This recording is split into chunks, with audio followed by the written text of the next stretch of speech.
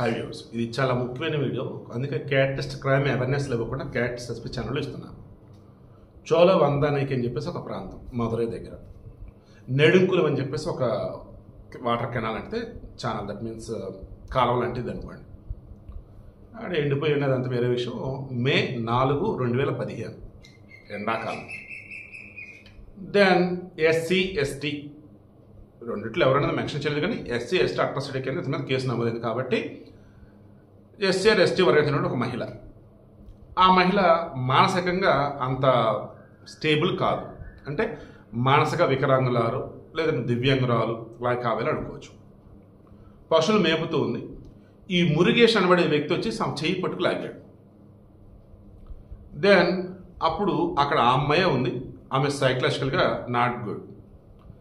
మరి ఆ అమ్మాయి వాళ్ళ అమ్మకి ఏమని చెప్పిందో, లేదా చుట్టుపక్కల చూసినట్టు ఎవరూ లేరు. ఆ కాసేపటికి వాళ్ళ అమ్మ వెళ్ళి పోలీస్ స్టేషన్లో కేసు పెట్టారు. పోలీసులు కేసు ఫైల్ చేశారు మురుగేషన్ మీద. ఐపీ సెక్షన్ 354 కింద అన్నట్టు పెట్టున్నారు. ఓ రకం లైంగిక వేధింపులు అన్నట్టుగా లైక్ ఆవేలో. మదురైలో ఉన్నటువంటి నార్మల్ కోర్టు ఉంటుంది కదా, సివిల్ కోర్టు లేదంటే జూనియర్ సివిల్ జడ్జి కోర్టు ఇది అంటారు. ఆ కోర్టు ఏం చేసింది, 2018లో ఇతనిని ఇప్పటివరకు ఎక్యూజ్డ్ కదా, దోషి అన్నట్టుగా తేల్చేసి 3 సంవత్సరాలు జైలు శిక్ష, 1000 రూపాయలు జరిమానా వేసింది. దెన్ ఇతను మద్రాస్ హైకోర్టు, అంటే మదురై బెంచ్ అంటారు తమిళనాడులో, హైకోర్టు సంబంధించి Madurai bench high court. Okay, then ఆడుకొచ్చారు. I think judge Manjula garu, ఆ ముందు విచారణ జరుగుతుంది. ఆమె ఏమడిగిందంటే ప్రాసిక్యూషన్ వాళ్ళని, ఆ అమ్మాయిని ఇతను చెయ్యి పట్టుకులాగా ఆ తర్వాత ఏం చేశాడు, లైంగికంగా వేధించాడా, ఎక్కడైనా తాకడా చోట తాకాడా, ఇంకేదైనా చేశాడా, చేయలా. తర్వాత ఆ అమ్మాయి లోయర్ కోర్టులో కానీ రిమైనింగ్ కానీ ఎక్కడన్నా కానీ నన్ను అలా చేశాడు ఇలా చేశాడు సాక్ష్యం చెప్పిందా, చెప్పలా. వేరెవరన్నా సాక్ష్యంగా ఉన్నటువంటి వాళ్ళు ఉన్నారా, లేరు. అలాంటప్పుడు ఇతను అసలు ఎలా శిక్ష వేస్తారు?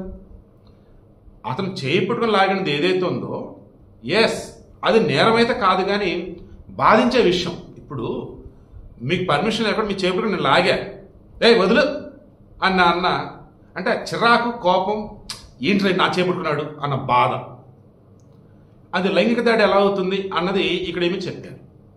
చెప్పి అతను నిర్దోషం అని చెప్పేసి విడుదల చేశారు, కేసు కొట్టేశారు.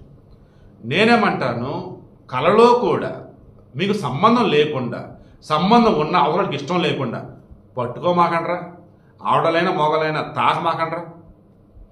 ఏ కొంచెం తేడా వచ్చినా, మగోళ్ళగా చెప్తున్న ఈ మాట, ఏ కొంచెం తేడా వచ్చినా, వాడు ఫోటో తీసినా వీడియో తీసినా, మీరు అవతలతో చనువుగా ఉన్నప్పుడు లేదన్నప్పుడు కొంచెం చొరవ తీసుకొని చేయలేనప్పుడు తీసుకెళ్ళి కోర్టులో కేసు పెడితే అనవసరం ఇన్ని రోజులు కోర్టు చుట్టూ తిరుగుతూ ఉన్నట్లా లేనిపోయిన సమస్యలు కదా.